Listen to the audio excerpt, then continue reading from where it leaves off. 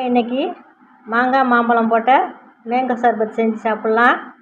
எப்படி செய்யணும்னு பார்க்குறேன். வாங்கம்மா வீடியோக்குள்ளே போகலாம். வாங்க, இன்றைக்கி 2 மாம்பழம் 1 மாங்காய் வச்சு ஒரு அருமையான வெயிலுக்கு ஏற்ற ஜூஸ் தயார் பண்ணிடலாம். மாம்பழ ஜூஸு. இது செந்தூர மாம்பழம், இது செந்தூர மாங்காய். இதை வச்சு ஒரு அழகான அருமையான ஜூஸ் செஞ்சிடலாம். வாங்க. மாங்காவை தோல் நீக்கி துண்டுகளாக அறுக்கி வச்சுருக்கேம்மா. சதையை மட்டும் அரிஞ்சு வச்சுருக்கேன். இந்த மாம்பழம், இது 2 மாம்பழம்மா, மங்கனப்பள்ளி மாம்பழம். இதையும் எடுத்து வச்சுருக்கேன். இந்த பாருங்கள், 2 பழம்.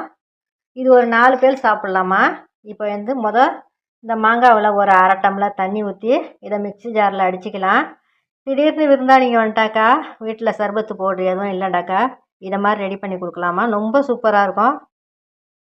மாங்காயை மிக்ஸி ஜாரில் அடித்தாச்சுமா. இப்போ மாம்பழத்தை போட்டு அடிச்சிடலாம்.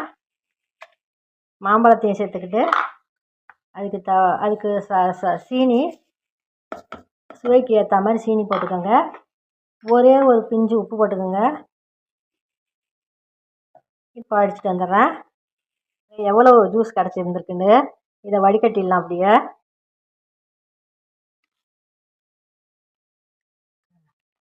மேங்கோ ஜூஸ் வீட்டிலையே ரெடி பண்ணிடலாங்க. ஒரே நிமிஷம்தான். கடையில் போய் வாங்கிட்டு கிடக்காம வீட்டில் இருக்கிற பொருளை வச்சு வீட்லேயே ரெடி பண்ணிடலாம். பாருங்கம்மா, எல்லாத்தையும் வடிகட்டியாச்சு.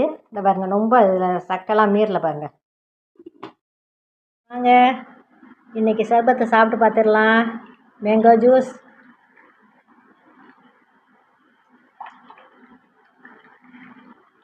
சூப்பராக வீட்லேயே தயார் பண்ணி கொடுக்கலாமா. இதை 1 மணி நேரம் ஃப்ரிட்ஜில் வச்சாக்கா ரொம்ப அருமையாக இருக்கும். மாங்காய் மாம்பழம் போட்ட juice, mango juice ready.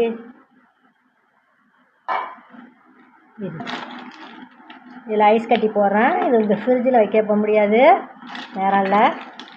Ice கட்டி போட்டு சாப்பிட்ருவோம். வாங்க, மேங்கோ சர்பத்து சாப்பிட்லாம். வாங்க, இதை மாதிரி நீங்களும் செஞ்சு அசந்துங்கம்மா. கோடையில் ஒரு நாளைக்கு ஒரு ஜூஸு ஒரு சர்பத்துன்னு லீவு நேரத்தில் பசங்களுக்கு செஞ்சு கொடுங்க. இன்னொரு வீடியோவில் சந்திக்கிறேம்மா. நன்றி, வணக்கம்.